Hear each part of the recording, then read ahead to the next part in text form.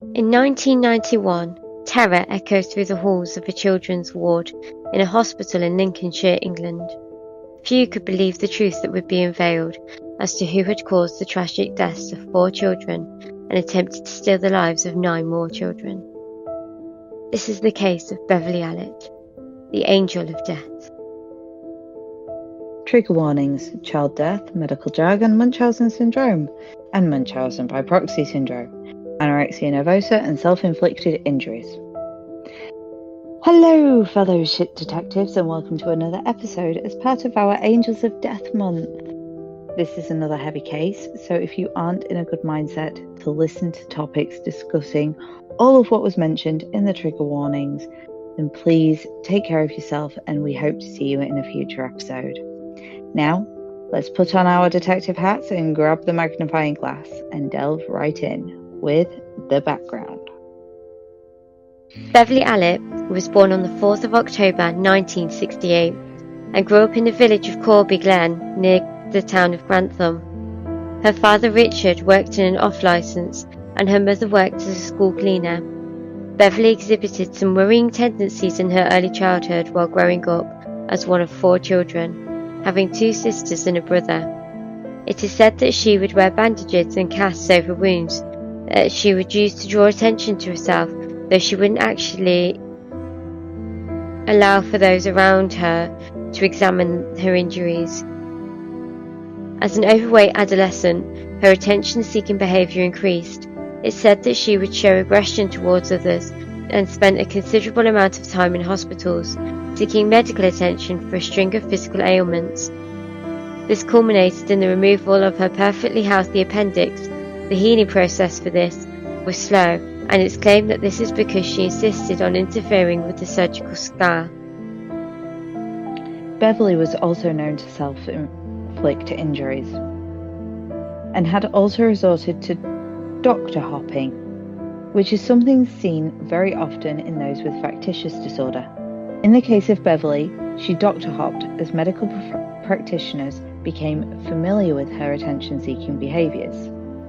When this behaviour failed to elicit the desired reactions in others, Beverley resorted to harming others in order to satisfy her desire for attention. This is thought to be when the factitious disorder evolved into factitious disorder imposed on another. Beverley attended Charles Reed Secondary Modern School, after having failed the test to enter Stephen and Grantham's Girls' School. She would often volunteer for babysitting jobs in her adolescence. Beverley left school at 18 and went on to study at Grantham College in Lincolnshire and train as a nurse, and was suspected of odd behaviour during her training. For example, she was suspected of smearing feces on the walls in a nursing home. Her absentee level was also incredibly high, and this was as a result of a string of illnesses. She was also the only student nurse from her course who failed to get a job. But despite her history of poor attendance and successive failure of her nursing examinations, she was eventually taken on as a temporary 6-month contract at the chronically understaffed Grantham and Stephen Hospital in Lincolnshire in 1990. It was here that she began to work on a children's ward, which was called Ward 4 in 1991, and she was employed as a stated enrolled nurse. Her boyfriend at the time would later describe her as aggressive, manipulative, and deceptive. He claimed that she would falsify a pregnancy test, as well as being the victim of the R word before the end of their relationship. Her medical records from 1985 indicate that Allitt was a psychologically disturbed individual who was prone to self-injury. Before we continue, let's take a quick break to answer last week's True Crime quiz question. Last week's question was, what was one nickname given to the charismatic serial killer enforcer Charles Sabraj, who terrorised the Southeast Asian hippie trail in the 1970s? The moniker was also the title of a BBC/Netflix series starring Jenna Louise Coleman as the Sabraj's girlfriend. The answer is the serpent, so if you got it right, it's time to crack open the wine and pour yourself a glass and have a night of relaxation. You deserve it. And please don't forget that if you're enjoying this episode, click that like button and subscribe for more. and stay tuned for this week's True Crime Quiz question later on in the episode. Now, let's get back to the case with the crime. To set the scene a little bit, it's important to note that Grantham and Kesteven Hospital was chronically understaffed, as previously mentioned, and this meant that there were only 2 trained nurses on the day shift and 1 for nights when she started working there. Her first victim was Liam Taylor. He was 7 weeks old at the time and had been admitted for a chest infection. He had started to improve after the administration of antibiotics, but following his parents being sent home to rest on the 20th of February 1991, he mysteriously took a turn for the worst. Despite being hooked up to alarms to monitor his breathing and oxygen saturation levels, doctors were only alerted to his sudden deterioration by Allitt. When his parents returned, Beverley told his parents that Liam had suffered a respiratory emergency, but he had recovered. Beverley then volunteered for an extra night duty so that she could watch over Liam. His parents chose to spend the night at the hospital with their son as well. Unfortunately, he would suffer another respiratory crisis shortly after midnight. He got through it satisfactorily, but then Allitt was left alone with him, and his condition dramatically worsened. He became deathly pale, and red blotches started to appear on his face.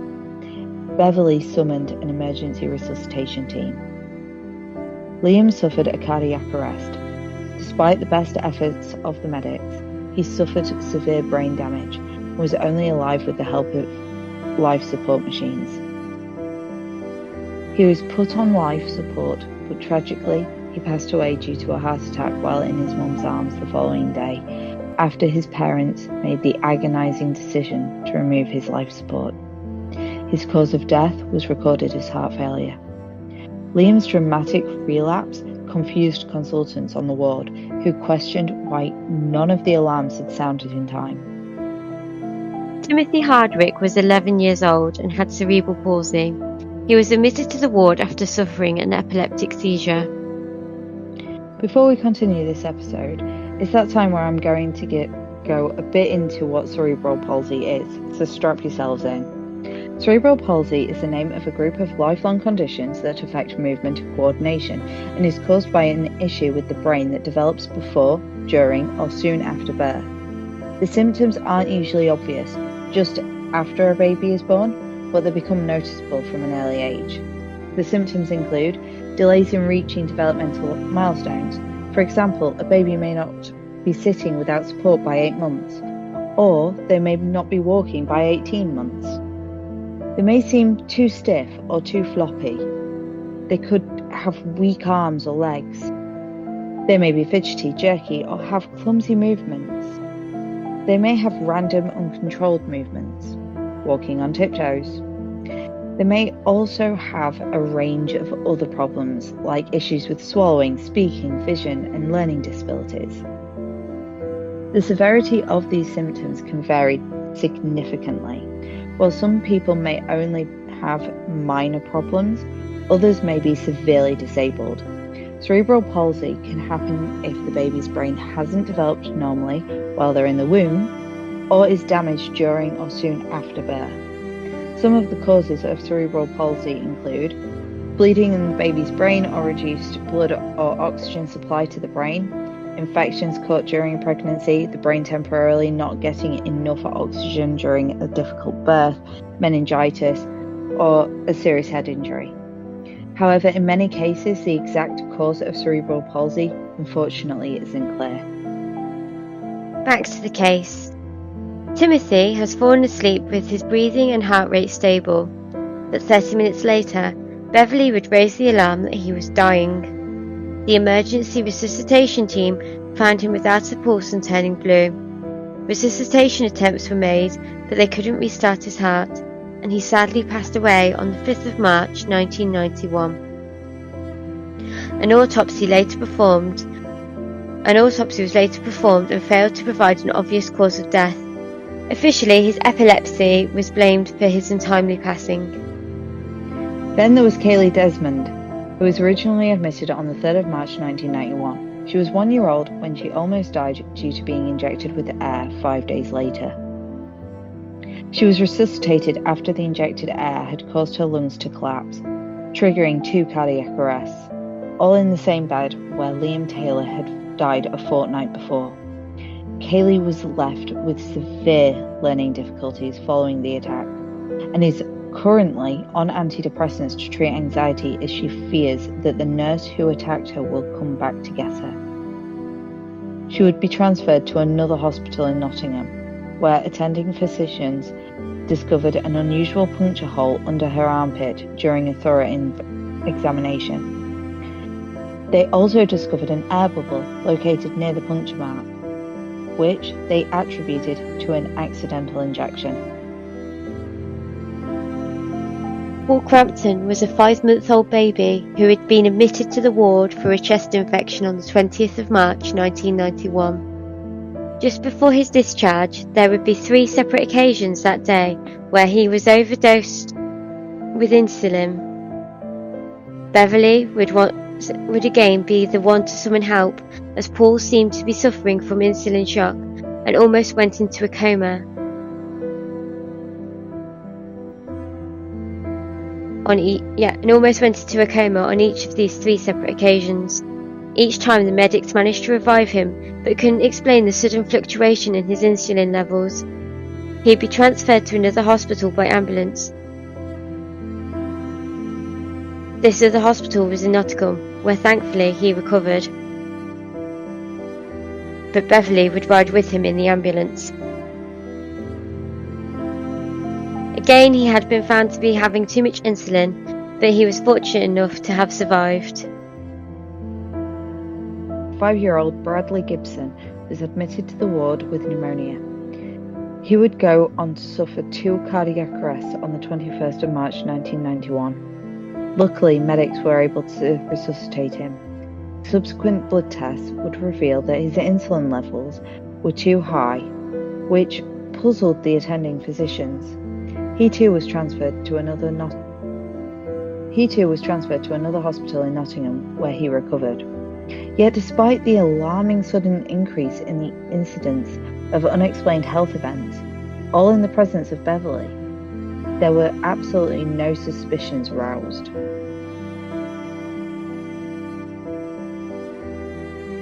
Yik Hung Chang was 2 years old when he was admitted to the ward following a fall on the 21st of March 1991. Suddenly he turned blue and appeared in considerable distress, when yet again Beverley raised the alarm.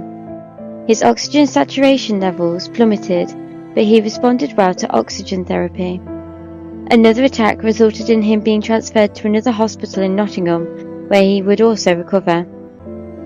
His sudden symptoms were attributed to a fractured skull as the result of a fall. Becky and Katie Phillips were identical twins and were 2 months old when Becky was admitted to the ward for gastroenteritis. I've got in my head on how to pronounce gastroenteritis.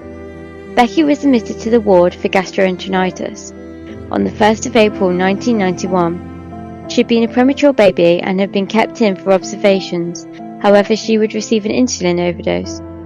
Beverley raised the alarm and claimed that Becky appeared hypoglycemic and cold to the touch, but no ailment was found. She was sent home with her mom, but during the night she suddenly went into convulsions and cried out in apparent pain.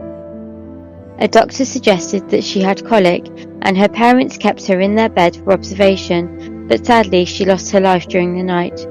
An autopsy was performed and pathologists couldn't find a clear cause of death.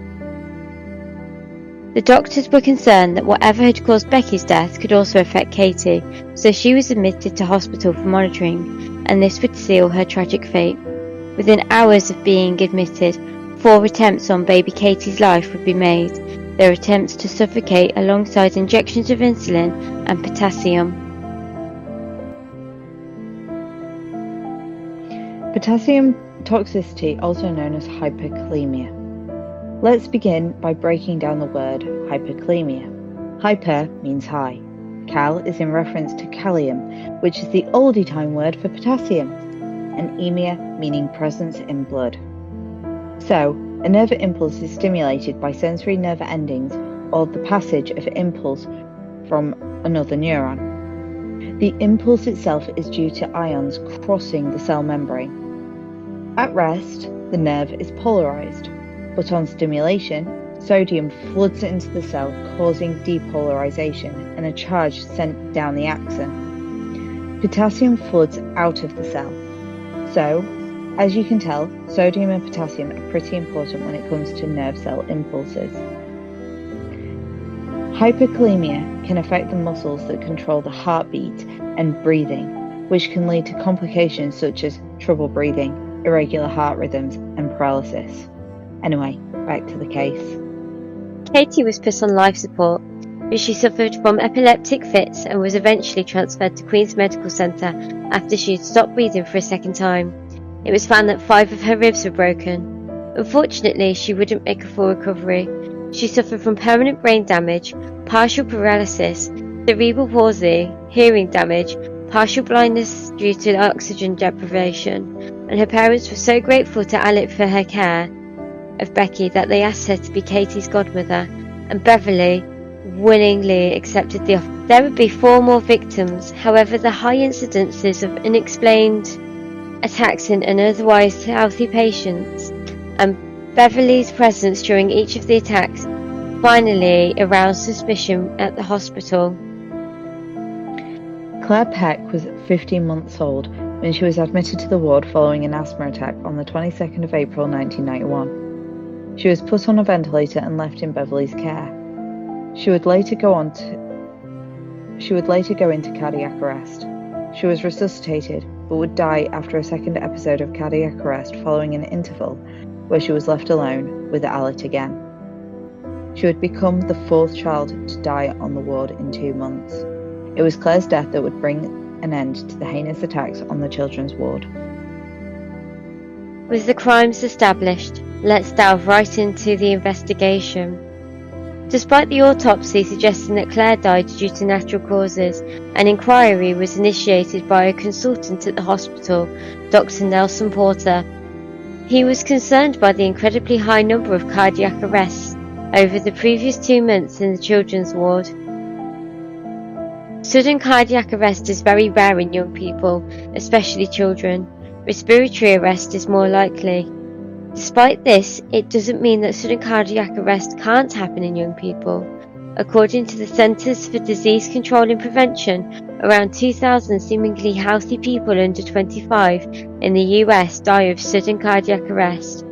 However, this is across a much bigger country, and in this case, multiple sudden cardiac arrests had occurred in children in 2 months in one single ward. Respiratory arrest is more common in pediatric patients. It can occur for many reasons, but is more likely to happen because of 3 main reasons.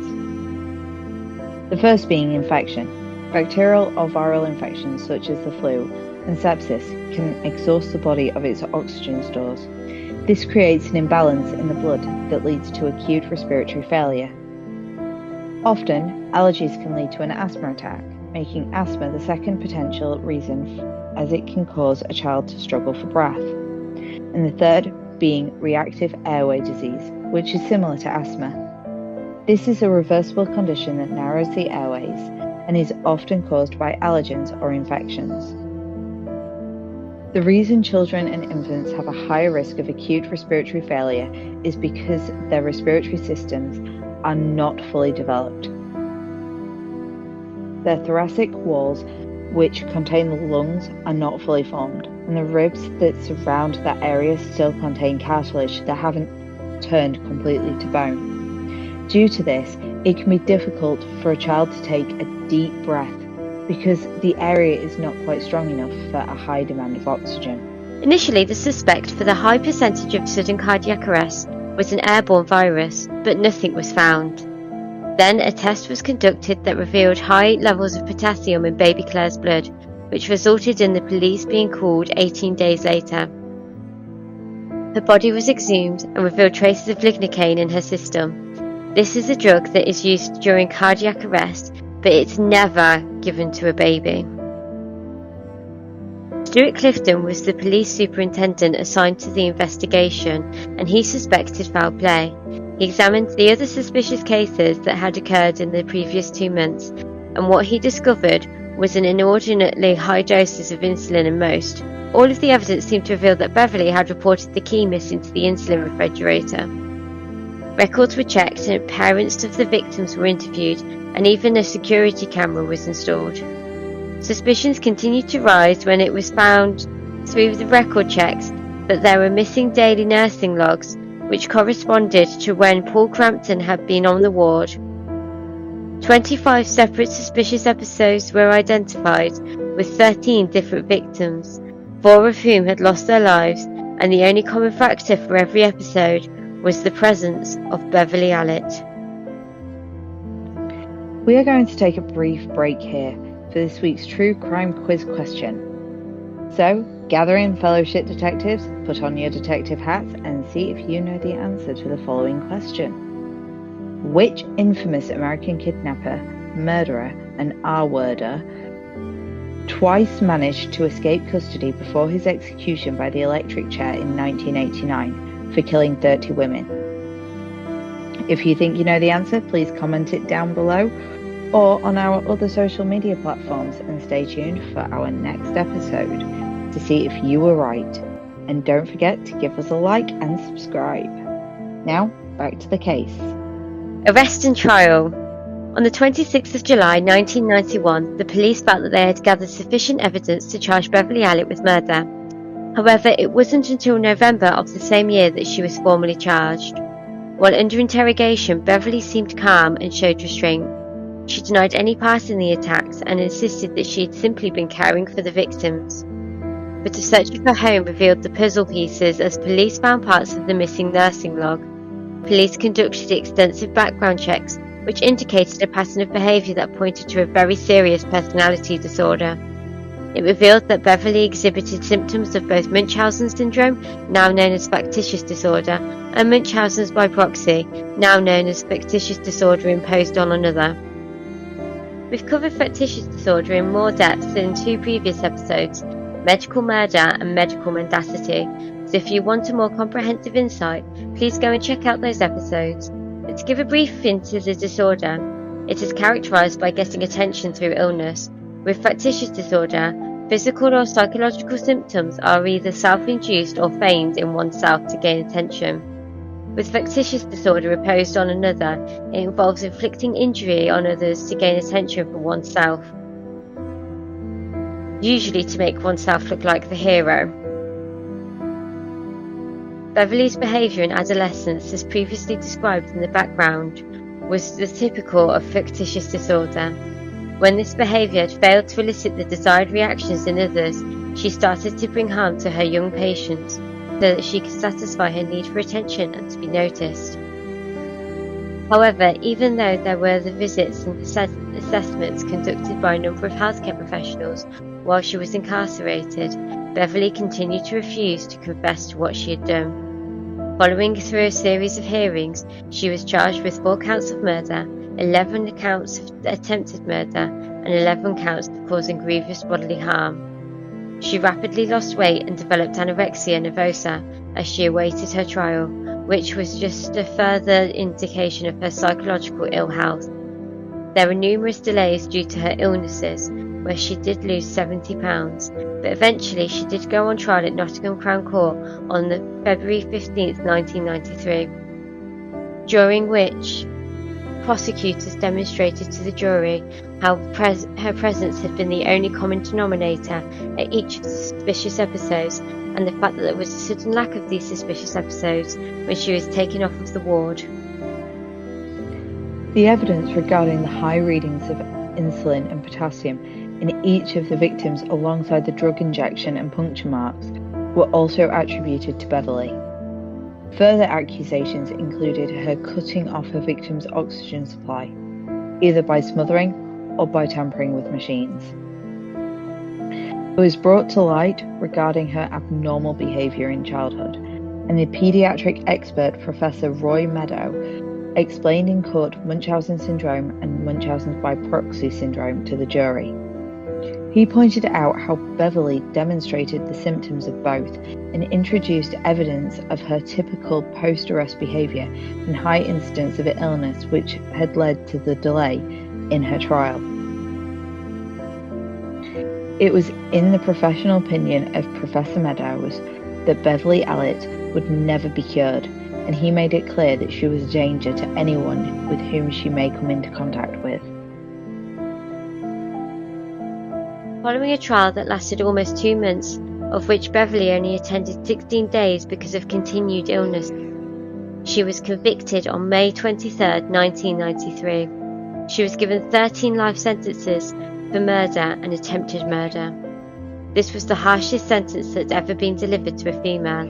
According to Mr. Justice Latham, it was commensurate with the horrific suffering of the victims, their families, and the ignominy that she had brought upon the nursing as a profession. In the aftermath of Beverley Allitt, the impact that the case had on Grantham and Kevston Hospital was so severe that it ended in the maternity unit being shut down. And Beverley didn't go to prison either. Instead, she was incarcerated at Rampton Secure Hospital in Nottingham, which is a high-security facility housing that predominantly detain individuals under the Mental Health Act. During her time as an inmate at Rampton, she initiated her behaviour once more by ingesting ground glass and pouring boiling hot water on her hand. She has since subsequently admitted to 3 of the murders and 6 of the assaults that she had been charged for. She is on the Home Office list of criminals who will never be eligible for parole because of the absolute appalling nature of her crimes. There have been accusations that the Rampton is more like a Butlins holiday camp than a prison, most notably by Chris Taylor, the father of Liam, Beverley Allitt's first victim.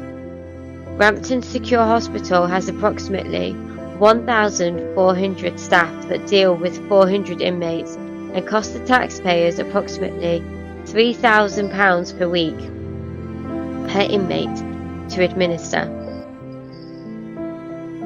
In 2001, there were also reports that Beverley Allitt was going to marry a fellow inmate called Mark Heggie. However, she is currently still single. In May 2005, she was the subject of a Mirror newspaper inquiry that revealed that she was receiving over £40,000 in state benefits since her incarceration. So this is like a little post-editing note. The £40,000 in state benefits she had received was in total, not annually. In August 2006, she even had the audacity to apply for a review of her sentence, which led to the probation service to contact the victim's family about the process. She has remained at Rampton. In 2001, the government released the long-awaited plans to reform the regulation of nursing, which had reverberations well beyond the profession. It was a move that was part of a wider strategy and was precipitated by a catalogue of medical scandals. It was designed to clip the wings of the professionals and give the public and politicians a bigger say in how they are governed. It began in April 2001 with nurses and the professions allied to medicine. Under the plans, a new regulatory body known as the Nursing and Midwifery Council took over the UK Central Council for Nursing, Midwifery and Health Visiting, which had governed nurses for 22 years. The NMC was designed to be smaller than its predecessor and had as many lay members as professionals. It was given the power to impose a wider range of sanctions on erring nurses to ensure decisions were reached faster and more effectively. But above all, it was to ensure that nurses could be held more accountable to patients and the wider public. Claire Perry headed the change management group that oversaw the transition process and believed that the changes would help employers by making training more relevant to service needs. In addition to everything previously mentioned, the extra powers were given to the NMC to check on a new recruit's health and character, as well as professional aptitude.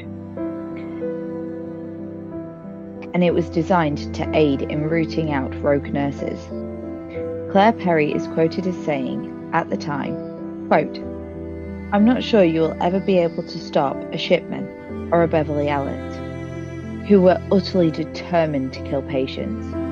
But this should make a big difference with the more common examples of misconduct.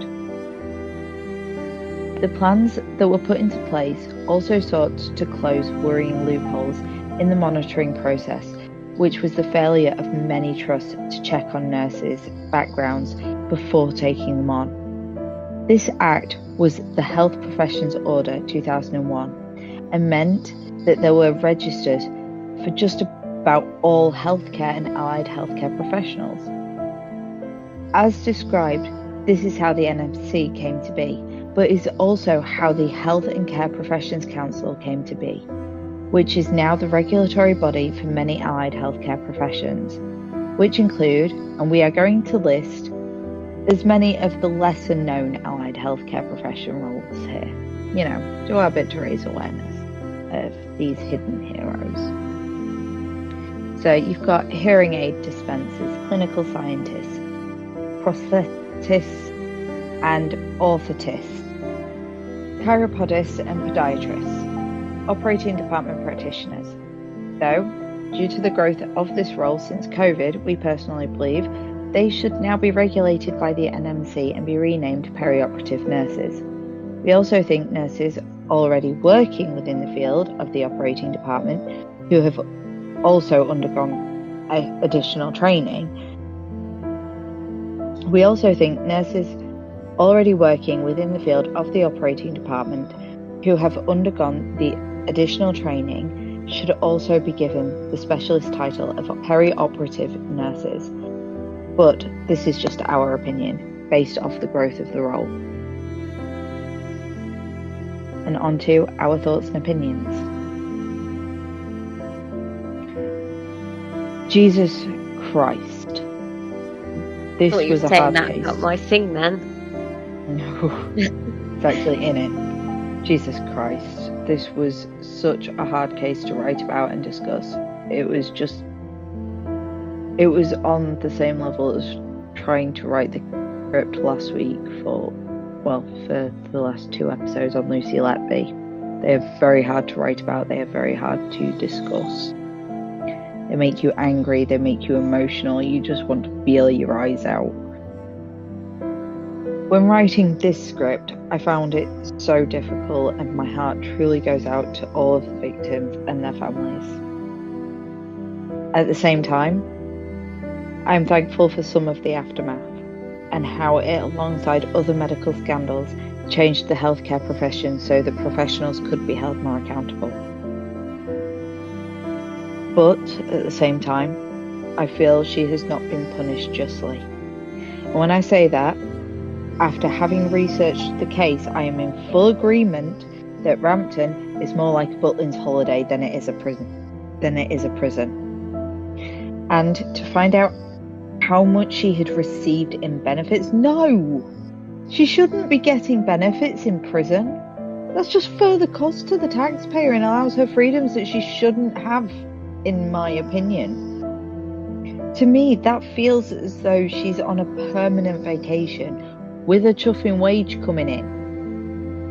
I mean, it's not like she's paying for rent and gas and electric in a cost of living crisis.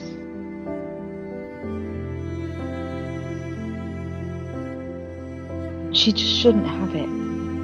To me, it feels like she's on this permanent vacation rather than being punished for stealing the lives of 4 children and potentially ruining the lives of 13 others. Beverley Allitt, though she may be psychologically unwell, she is also truly evil and an absolutely despicable woman. While yes, her crimes are abhorrent in nature and should never have been allowed to occur, when considering things like this, especially from a psychological point of view, you have to be able to detach yourself emotionally.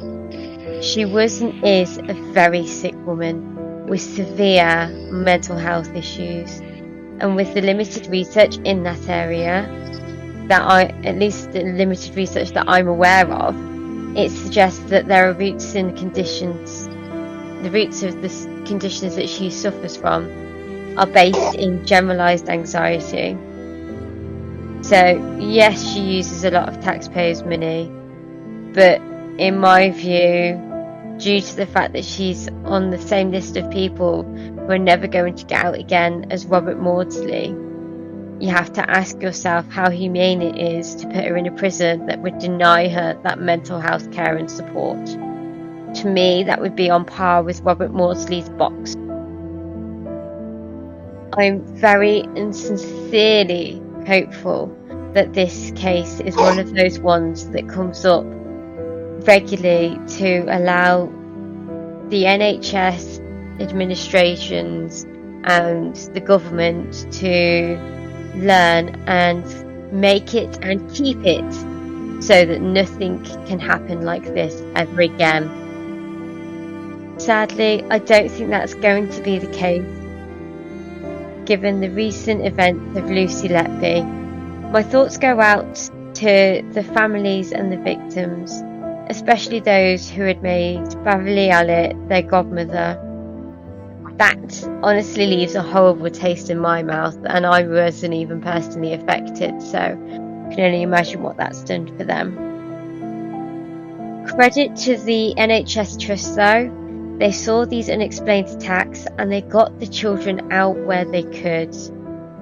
I believe that is very likely to be the reason that her victim count is actually so low when you consider how hard it is to catch killers like this.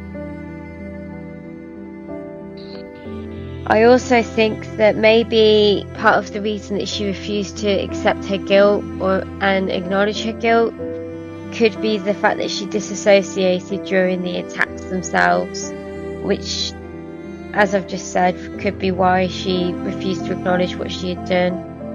And part of the reasons why I think that she maybe confessed to it later is that part of the work that she's done at the Rampton has been to encourage her reflection, and that she's starting to accept that she did in fact do it.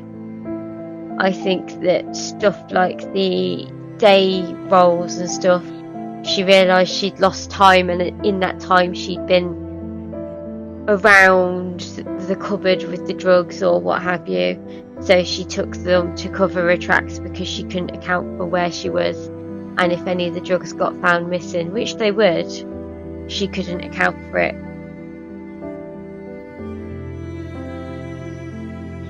Well, I do respect your professional opinion, especially since psychology is your thing. I do have to say that I do agree. What the hell is she getting benefits for? Where's she going? What's she doing? Yeah, that's what they got a Tesco. That's why I'm like, it feels like a permanent vacation, because what's she spending £40,000 on? Maybe it's inheritance for her kids or something. I don't know if she's got kids or anything like that. But maybe it's inheritance. It's still benefits from the government. Yeah, I know. Like so maybe it's going to her credit family. Sort of benefits. Oh yeah, I know. I'm just saying maybe it's gone to her family. No, it's going to her. I know it's going to her. I'm saying maybe it's for inheritance so it can go to family later. No, I don't think that she should be in receipt of anything. I mean, she doesn't have to pay rent. She doesn't have to pay gas and electric. So what's she spending all the money on? She'll be spending it on whatever the fuck she wants. Getting the benefit? Never mind that. How's she getting the benefits? That system is built to reject you on every basic principle. Have you got a job? No. Are you going to get a job? No. Are you doing your job search? No. Are you fit for work? No, I can walk. I worked really hard in the hospital, you know. Oh. That's what I mean. That's why it feels like a permanent vacation, because she could be doing like full-blown shops on Amazon. She's buying herself shit tons of crap. That she then can't have because she's in a high-security facility.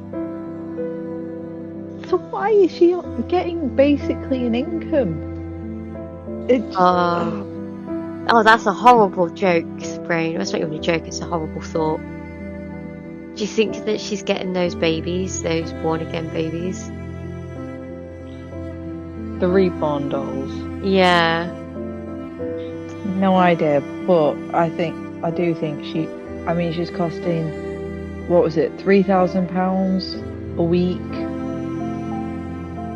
to be to be there, and then she's getting $40,000 on top £40,000 on top in benefits. I mean, that's not a month, but but still, the benefits. I can't work out how she's getting the benefits, to be honest with you. But the some of that money that she's costing us a week is going to be stuff that is paying for like the professional care and the therapies and stuff like that. It's one of those hard ones because people are like, oh well, you know, it's not a prison, it's just a vacay. There's always the joke that people make where they're like, oh well, I'll just plead capacity. It's still a prison, it's still a rigid routine, it's just got more freedom in the terms of they're not going. The food will be shit. It's a hospital. I hope that the food is worse than hospital food. Oh, you hope it's like airplane food? Yeah, that's what I hope. I hope that the food is like airplane food. Like, because you can get some pretty good hospital food. I mean, recently in NHS Trust, there's a shop in there, and oh god, the pastries at that shop are amazing, and they do hazelnut hot chocolates, and it is lovely. But the same, and I don't want her having access to any of that. She needs to have full-blown airplane food. People who have committed crimes like this should be punished with airplane food, at the very least. Yeah, I think that's the ultimate thing, the ultimate crime deterrent. You'll have aeroplane food. It would deter me. It deters me from being on an aeroplane. I think the last time I flew abroad, I took sandwiches. I've never eaten on a plane. I did a 24. Oh no, hang on. How long is it to Mexico? Like 16 hours or something stupid. It's like 9 hours. Oh, I did one of them and I didn't eat a damn thing. Yeah, well, aeroplane food sucks. But she should be getting that at the very least. She shouldn't be all comfortable getting really good meals and stuff like that. And you can become accustomed to hospital food. I've done it. Ow. Yeah, I like she should be on food. the list.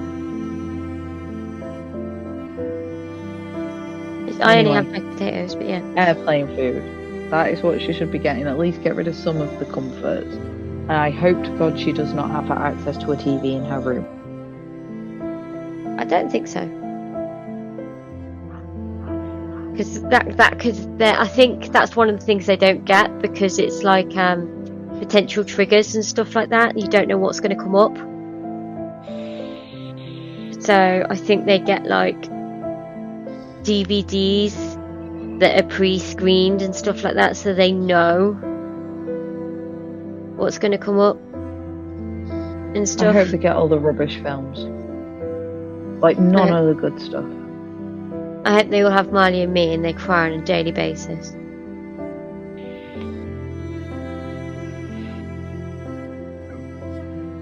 Like I say, she took people's lives. I feel that there should be some sort of punishment there. Yeah. It doesn't feel just that, yes, I understand that she's she's psychologically unwell, but her crimes were still evil. And for that, she still did them. She still knew she was doing them. Yeah. There should be some form of punishment. And she knew right from wrong. Yeah. She must have known right from wrong, because otherwise she would have been found not guilty by way of insanity. Instead, she was found guilty. Yeah. That's it. I hope that if she is getting benefits, like all 100% of what she gets is given out to the families. Otherwise, I don't think she should be getting them at all. Yeah, I can see where you're going with that. Personally, if it were me that had lost a child because of somebody like her, I wouldn't want anything coming from them. No, well, no amount of money is going to make it right, but... And it would also at be least a constant reminder. Yeah, that's true. it'd be a constant reminder of what. Unless the family's got a lump sum from the courts and then she's paying back the courts. Through the government fund. Yeah. So really, the court's paying back themselves, but maybe it's a pension.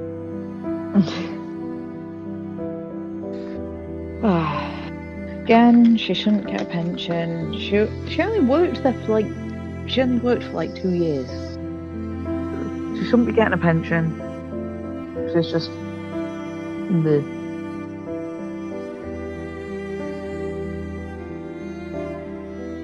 Anyway, shall we leave it there?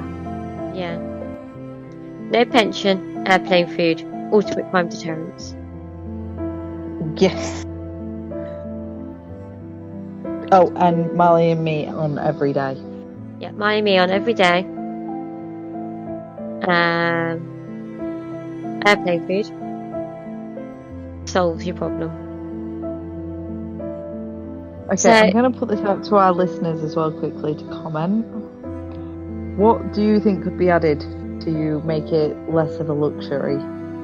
We understand she's mentally unwell, so she can't really be in a prison. She needs mental health support, but how do we make it a little less luxurious? Make it a bit more like it's also a punishment? Comment in the comment section below. that's a wrap for this episode. If you like this episode, please give us a like, comment and subscribe if you're joining us on YouTube, and if you're joining us on another platform, give us a rating and a follow. Don't forget to share us amongst your friends because it all helps with boosting us in the algorithm. Please don't forget to join us on other social media platforms such as Facebook, TikTok, Instagram and Threads when I remember they exist. And we hope to see you again next week. Bye. Bye.